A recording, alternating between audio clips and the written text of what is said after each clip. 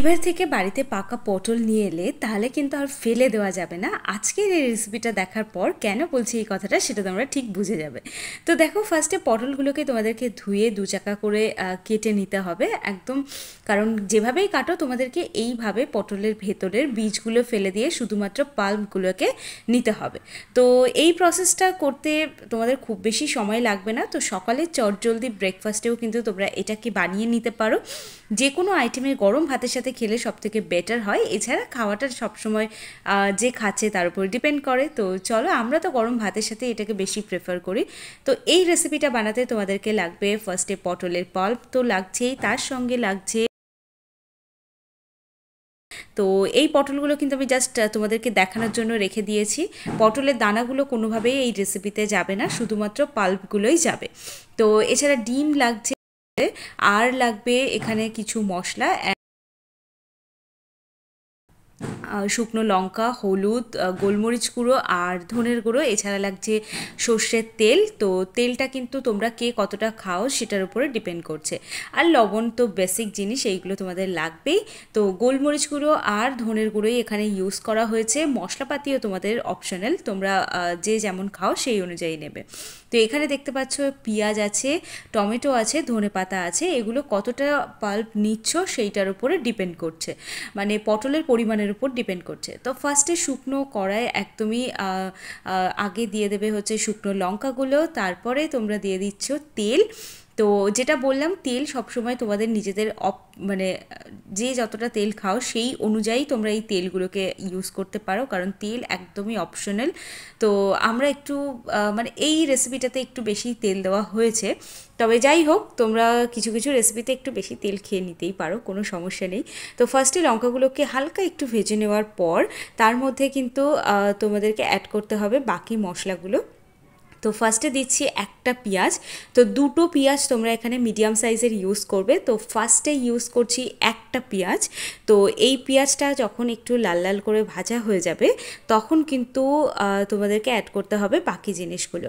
তো এই সময় কিন্তু গ্যাসের ফ্লেম মানে গ্যাসের আঁচ কিন্তু একেবারেই মিডিয়ামে রেখে দেবে। তো এই সময় অ্যাড করছি কাঁচা টমেটো।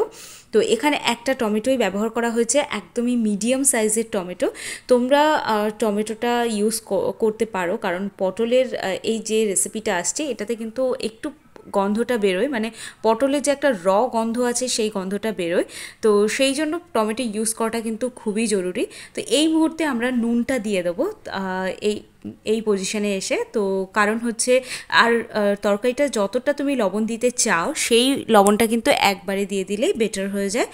আর এই পজিশনে এসে তুমি কিছুটা লবণ দিয়ে দিতে পারো।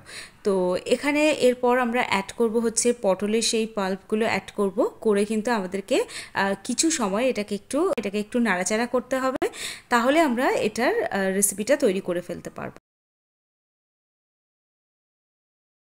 সকালে চটজলদি ব্রেকফাস্টে এটা খুবই তাড়াতাড়ি হয়ে যাবে। এছাড়া টিফিনে দেওয়ার জন্যও কিন্তু এটা বেস্ট অপশান। ডেফিনেটলি তোমরা এটাকে ভাত, রুটি যে কোনো কিছুর সাথে খেতেই পারো। তো এবার থেকে আর পটল যদি পেকেও যায় বাড়িতে থেকে থেকে, তাহলে সেটা আর ফেলে না দিয়ে এইভাবে তোমরা কিন্তু রেসিপিটা বানিয়ে নিতে পারো। তো দেখতে পাচ্ছ আমি এখানে কিছু সময়ের জন্য এটাকে ঢাকা দিয়ে রেখেছিলাম। এবার ঢাকাটা ঠিক খোলার পর তোমাদের এই পজিশনে আনতে হবে তরকারিটা, যেখানে তোমাদের মানে পটলের যে পাল্পগুলো রয়েছে সেগুলো একেবারেই সেদ্ধ হয়ে যাবে এবং টমেটোটা কিন্তু একদম এর সাথে মিশে যাবে। তো এই পজিশনে তোমরা তেল অ্যাড করতে পারো। আবার যদি ননস্টিকের প্যান হয় তাহলে কিন্তু এতটা তেল অ্যাড করা লাগে না, যেহেতু নিচে একটু হালকা লেগে যাচ্ছে। তো সেই জন্য আমরা এখানে একটু তেল অ্যাড করেছি। তেল অ্যাড করার পর কিন্তু আরও ভালোভাবে এটাকে একটু কষাতে হবে, আরও 2-3 মিনিট মতো। তো কষানোর পর এটাকে আমরা তুলে কিন্তু সাইডে রেখে দেবো এবং পরের স্টেপের দিকে কিন্তু আমরা এগিয়ে যাব। তো এখানে দেখো আমি সাইডে রেখে দিয়েছি, আর এই পজিশনে কিন্তু তরকারিটার একদম ফুল কুকিং কমপ্লিট। মানে এরপরে কিন্তু এটাকে আর খুব বেশিক্ষণ কুক করা হবে না। ঠিক যখন এরকম পজিশনে আসবে তখন কিন্তু তোমরা এটাকে সাইডে নামিয়ে রাখতে পারো। অয়েল অ্যাড করতে চাইলে করতে পারো, না হলে অয়েলের কোনো প্রয়োজন নেই। তো এখানে কিন্তু তোমরা আর একটা যে পেঁয়াজ ছিল সেই পেঁয়াজটা অ্যাড করবে, সঙ্গে কিছু কাঁচা লঙ্কা নিজেদের টেস্ট অনুযায়ী অ্যাড করবে, যে যতটা লঙ্কা খাও। যেহেতু আমরা একটু কমই ঝাল খাই তো সেই জন্য কম লঙ্কা অ্যাড করেছি। আর যেহেতু আগেরবার যে তরকারিটা আমি নামিয়ে রেখেছি তো সেখানে একটু লবণ কম ছিল, সেই জন্য একটু অল্প করে লবণ দিলাম। আর যে হলুদ গুঁড়ো, ধনের গুঁড়ো যা যা ছিল মশলা, শুধুমাত্র গোলমরিচ বাদে বাকি সবটা কিন্তু আমি অ্যাড করে দিলাম। কোনো রকম জল কিন্তু এই তরকারিটাতে ইউজ হয়নি, তো সেটা কিন্তু খেয়াল রাখবে। আর প্রথম স্টেপে তোমরা না দিলেও পারো এই মশলাগুলো, সেকেন্ড স্টেপে দিলেও হবে।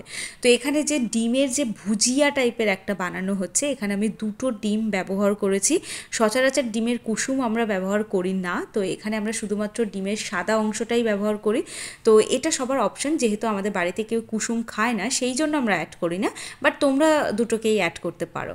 তো এখানে দেখতে পাচ্ছ যে ডিমের কুসুমটাকে ভালো করে, যেমন আমরা ডিমের ভুজিয়া বানাই ঠিক সেইভাবে বানিয়ে নেবে, এবং তারপর যে পটলের যে আইটেমটা ছিল সেইটা কিন্তু তোমরা অ্যাড করে দেবে, দিয়ে ভালো করে এটাকে ভাজা করে নেবে, মানে একদম ডিমের ভুজিয়ার সাথে এটাকে অ্যাড করে নেবে এবং আর একটু ভালো করে কষিয়ে কষিয়ে ভেজে নেবে। এই মুহূর্তে তোমরা তেল অ্যাড করতে চাইলে করতে পারো, বাট আমরা করিনি এবং আশা করি প্রয়োজনও হবে না। তো এটা তোমরা একটু অল্প অয়েলে খেলেও পারো, কারণ অয়েলটা খুব একটা হেলদি হয় না। তো যাই হোক, এই রেসিপিটার জন্য আর কোনো অয়েল দেওয়ার প্রয়োজন নেই। এই মুহূর্তে ডিমটা একটু ভাজা ভাজা হয়ে গেলে গোলমরিচের যে গুঁড়োটা ছিল সেই গুঁড়োটা কিন্তু তোমরা অ্যাড করে দিতে পারো। আর আবারও বলছি, গোলমরিচ কিন্তু যেহেতু একটু ঝাল হয়, তো তোমরা এটা নিজেদের অপশন, মানে নিজেদের টেস্ট অনুযায়ী তোমরা এটাকে অ্যাড করতে পারো। তো এই মুহূর্তে আর কোনো মশলাই যাবে না, এই দুটো মশলাই যাবে, একমাত্র ধনের গুঁড়ো আর গোলমরিচ গুঁড়ো।